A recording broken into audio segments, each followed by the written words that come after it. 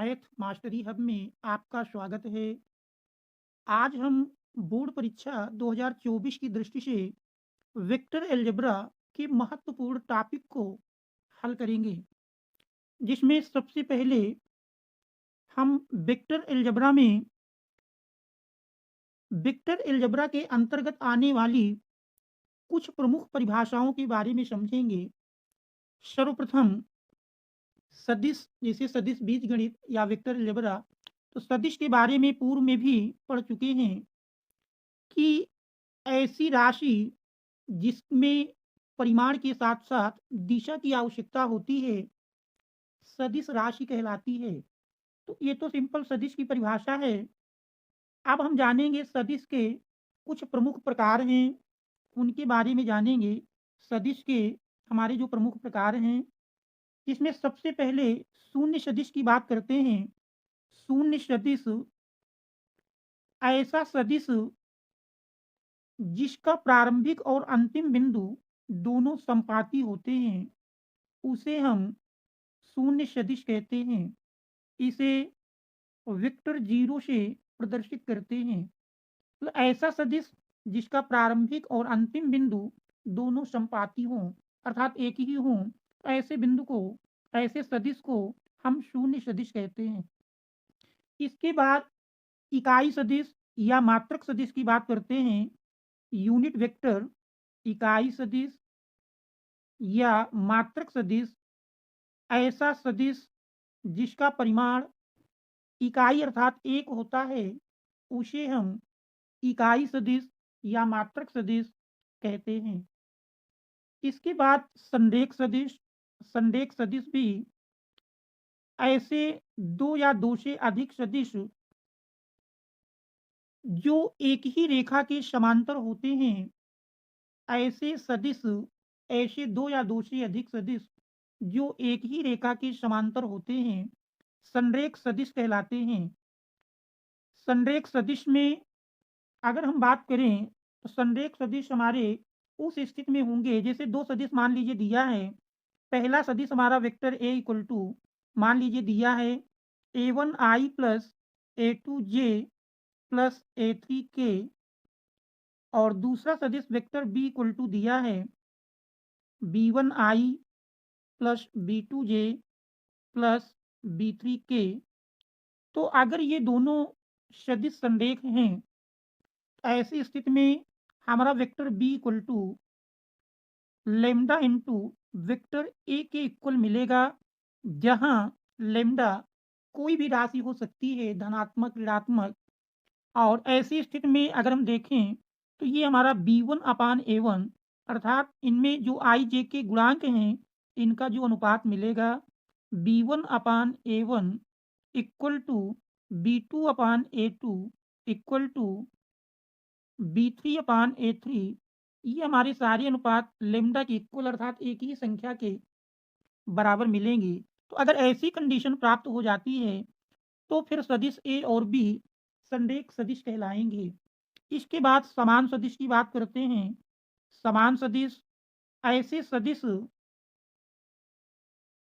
Vector A और B समान सदिश कहलाएंगे, जैसे हमारा वेक्टर ए और वेक्टर बी दिया है, तो ये दोनों हमारे समान सदिश कहलाएंगे यदि a1 equal to b1, a1 equal to b1 और a2 इक्वल टू b2 और a3 इक्वल टू b3 हो। तो फिर ऐसी स्थिति में वेक्टर ए और बी समान वेक्टर कहलाएंगे या समान सदिश कहलाएंगे। अब हम बात करते हैं, अगर दो सदिश दिए हैं तो दिए हुए दो सदिशों का योगफल ज्ञात करना। मान लीजिए पहला सदिश हमारा दिया है वेक्टर ए इक्वल टू, पहला सदिश हमारा है वेक्टर ए इक्वल टू मान लिया जाए vector A equal to a1i plus a2j plus a3k। ये हमारा वेक्टर ए दिया है, और वेक्टर बी है b1i plus b2j plus b3k। सबसे पहले हम ये जान लेते हैं, यहाँ पर देख रहे हैं आई जे और के मिल रहे हैं, तो ये आई जे के क्या हैं। आई एक्स अक्ष के अनुदिश इकाई सदिश कहलाता है। अगर हम देखें तो जैसे अक्ष हम अगर खींचते हैं तो ये हमारा मूल बिंदु है, ये मान लीजिए एक्स अक्ष हुआ और ये वाई अक्ष है और ये हमारा जेड अक्ष है। तो एक्स अक्ष के अनुदिश इकाई सदिश को आई कैप और वाई अक्ष की अनुदिश इकाई सदिश को जे कैप और जेड अक्ष के अनुदिश इकाई सदिश को के कैप से निरूपित किया जाता है। तो यहाँ पर जैसे वेक्टर ए में लिखा है a1 i plus a2 j plus a3 k, तो आई जे के क्रमशः एक्स अक्ष वाई अक्ष और जेड अक्ष की अनुदिश इकाई सदिश हैं। इकाई सदिश ऐसे सदिश जिनका परिमाण एक होता है इकाई सदिश कहलाते हैं। अब हमको वेक्टर ए और वेक्टर बी का योगफल निकालना है। तो योगफल निकालने की सामान्य प्रक्रिया है vector A plus vector B equal to मिल जाता है a1 i plus a2 j plus a3 k plus vector B का मान लिख देंगे b1 i plus b2 j plus b3 k। अब इसके बाद करना ये है कि आई वाले गुणांकों को एक साथ यानी जुड़ जाएंगे, आई के गुणांक आपस में, जे के गुणांक जुड़ेंगे और के गुणांक। तो आई के गुणांक देख रहे हैं दोनों में क्रमशः a1 plus b1 I plus a2 plus b2 j plus a3 plus b3 के। इस प्रकार से क्रमशः दोनों सदिशों का योगफल निकाला जा सकता है। अब दोनों सदिशों का अगर अंतर कहता है यानी vector A minus vector B निकालना है, तो जैसे ऊपर इसमें हमने देखा दोनों का योग किया गया था, तो अब यहाँ पर योग के स्थान पर अंतर हो जाएगा और अंतर निकालने वेक्टर ए माइनस बी का मान।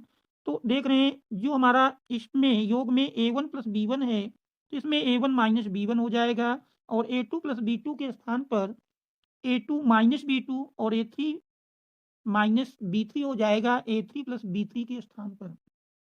इस प्रकार से दो सदिशों का हम योग और अंतर निकाल सकते हैं। अब यदि किसी अदिश का किसी सदिश से गुणनफल निकालना है, मान लीजिए लैम्डा एक अदिश है और इस लैम्डा अदिश का वेक्टर ए के साथ गुणनफल निकालना है, तो lambda into vector A equal to मिल जाएगा लैम्डा का गुणा प्रत्येक आई जे के यानी तीनों पदों में हो जाएगा। तो ये हमारा मिल जाएगा लैम्डा a1 आई प्लस लैम्डा a2 जे प्लस लैम्डा a3 के। तो इस प्रकार से किसी अदिश का सदिश के साथ गुणनफल किया जा सकता है। अब हम देखते हैं दिए हुए किसी सदिश का मापांक ज्ञात करना। मान लीजिए कोई सदिश दिया है ए वेक्टर ए इक्वल टू मान लेते हैं वेक्टर ए इक्वल टू है मान लीजिए आई प्लस 2j माइनस 3k और इस सदिश का हमको मापांक ज्ञात करना है। मापांक को परिमाण भी कहते हैं जिसे माड ए के रूप में दर्शाते हैं। तो माड ए इक्वल टू मिलेगा अंडर रूट आई के गुणांक का स्क्वायर, देख रहे हैं आई का गुणांक एक है, एक का स्क्वायर प्लस जे के गुणांक का स्क्वायर यानी दो का स्क्वायर प्लस के का गुणांक यानी -3 का स्क्वायर। इसको सरल कर लेंगे तो अंडर रूट एक का स्क्वायर देख रहे हैं एक, दो का स्क्वायर 4 और -3 का स्क्वायर 9, तो 9 4 13 1 14, तो अंडर रूट 14। तो ये हमारा वेक्टर ए का परिमाण मिल जाएगा। इसी प्रकार से अगर इस वेक्टर का कहता है इकाई सदिश ज्ञात कीजिए या एकांक सदिश ज्ञात कीजिए, तो वेक्टर का एकांक सदिश निकालने का फार्मूला है वेक्टर का एकांक सदिश जिसे एक कैप के रूप में दर्शाते हैं, तो एक कैप इक्वल टू होता है वेक्टर अपान उसका मापांक। इसी में मान रख देंगे। वेक्टर ए हमारा देख रहे हैं आई प्लस 2j माइनस 3k अपान मापांक का मान अंडर रूट 14 मिला हुआ है। इस प्रकार से ये हमारा दिए हुए वेक्टर का मापांक सदिश अर्थात इकाई सदिश है। अब इसके बाद अगर कहता है अब हम दिक कोसाइन की बात करेंगे, दिक्कोज्या कैसे निकालते हैं। अगर कोई वेक्टर दिया है और उसकी दिक्कोज्या निकालना है, तो दिक्कोज्या है क्या इसके बारे में जानेंगे। तो यम यल यम यन किसी भी सदिश के अगर दिक कोसाइन है, यल यम यन किसी सदिश के दिक कोसाइन है, तो फिर इन दिक कोसाइन के वर्गों का योगफल अर्थात L square plus M square plus N square equal to 1 के बराबर होता है। और यदि बिंदु एक्स अक्ष, वाई अक्ष और जेड अक्ष की धन दिशाओं से क्रमशः अल्फा, बीटा, गामा कोण बनाता है, तो ऐसी स्थिति में दिक् कोज्याएं क्रमशः काश अल्फा, काश बीटा और काश गामा होंगी। क्योंकि हमने पढ़ा कि दिक् कोज्याओं के वर्गों का योगफल यानी cos square alpha plus cos square beta plus cos square gamma equal to 1 होता है। अब यदि हम किसी सदिश का कहता है दिक् कोज्या निकालिए, मान लीजिए सदिश दिया है vector A equal to I plus 2j minus 3k, इसका हमको दिक् कोज्या निकालना है। और मान लीजिए प्रश्न में कह देता है कि इस दिए हुए सदिश के दिक् अनुपात निकालिए। तो सबसे पहले हम दिक् अनुपात समझते हैं।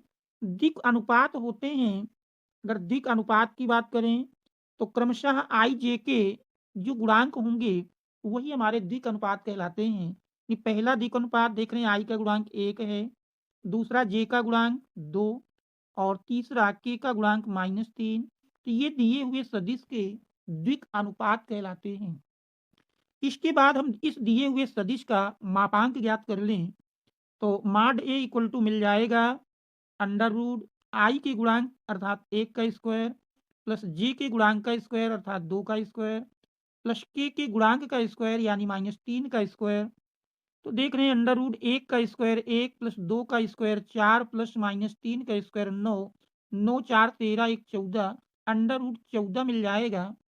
तो पहली दिक्कोज्या जिसे हम एल से प्रदर्शित करते हैं तो एल बराबर मिलेगी A1 अपान माड ए, A1 अपान माड ए। तो A1 का मान देख रहे हैं हमारा दिया है 1 के बराबर, तो 1 अपान अंडर रूट 14 ये पहली दिक्कोज्या।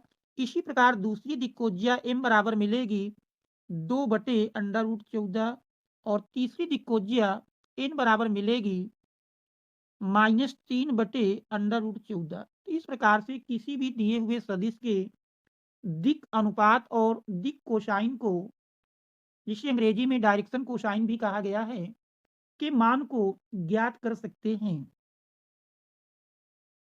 अब हम एक प्रश्न के द्वारा किसी सदिश का परिमाण, उसका उस सदिश के अनुदिश इकाई सदिश, उसके द्विक अनुपात और दिक्कोज्या निकालना सीखेंगे। मान लीजिए सदिश दिया है, सदिश हमारा वेक्टर ए इक्वल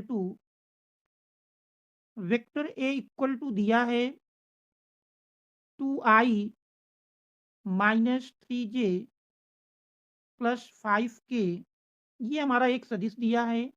इसका सबसे पहले हम परिमाण ज्ञात करेंगे। परिमाण या इसी को मापांक भी कहते हैं, जिसे माड ए से प्रदर्शित करते हैं। तो माड ए इक्वल टू बताया गया अंडर रूट आई के गुणांक का स्क्वायर अर्थात 2 का स्क्वायर प्लस जे के गुणांक का स्क्वायर अर्थात -3 का स्क्वायर प्लस के गुणांक का स्क्वायर। इसको सरल कर लेंगे तो अंडर रूट 2 का स्क्वायर 4 प्लस -3 का स्क्वायर 9 प्लस 5 का स्क्वायर 25 और इनको अगर हम जोड़ लें तो 25 9 34 34 4 38। तो अंडर रूट 38 ये दिए हुए सदिश, जो हमारा सदिश ए दिया है, इस दिए हुए सदिश का परिमाण या मापांक कहलाएगा। इस प्रकार से किसी दिए हुए सदिश का हम परिमाण ज्ञात कर सकते हैं। इसके बाद दिए हुए सदिश की हम दिक्कोज्या निकालना सीखेंगे। तो सबसे पहले दिए हुए सदिश के अगर हम द्विक अनुपात की बात करें तो दिए हुए सदिश का दिक् अनुपात जो मिलेगा, दिक् अनुपात को दिक् संख्याएं संख्याएं भी कहते हैं। इसका दिक् अनुपात हमारा क्रमशः 2 -3 और 5 इस दिए हुए सदिश के ये द्विक अनुपात कहलाएंगे। इसके बाद अगर दिक्कोज्या निकालना है तो दिक्कोज्या बनेगी। अब इसके बाद इसका हम परिमाण निकाल ही चुके हैं। तो 3 दिक्कोज्याएं होती हैं, जिसमें पहली दिक्कोज्या चाहे काश अल्फा लिखें या एल बराबर लिखें, तो एल बराबर मिल जाएगी 2/38। दूसरी दिक्कोज्या m इक्वल टू मिलेगी -3/38। और तीसरी दिक्कोज्या n बराबर मिलेगी 5/38। इस प्रकार से दिए हुए सदिश का मापांक, द्विक अनुपात और दिक्कोज्या निकाल सकते हैं। और यदि दिए हुए सदिश का इकाई सदिश कहता है, तो दिए हुए सदिश का इकाई सदिश या एकांक सदिश या मात्रक सदिश, तीनों एक ही उसी को कहते हैं। तो उसके निकालने का तरीका है, जिसे हम एक कैप से निरूपित करते हैं। तो एक कैप इक्वल टू होता है वेक्टर बटे उसका मापांक। अब इनके मान रख दें। वेक्टर ए देख रहे हैं दिया है 2i minus 3j plus 5k अपान मापांक का मान √38 है। तो ये दिए हुए सदिश का मात्रक सदिश या इकाई सदिश या एकांक सदिश है। तो इस प्रकार से किसी दिए हुए सदिश का हम परिमाण, इकाई सदिश, दिक् अनुपात और दिक्कोज्या ज्ञात कर सकते हैं। अगले अंक में हम सदिश का गुणनफल के बारे में अध्ययन करेंगे। Thanks all of you for watching.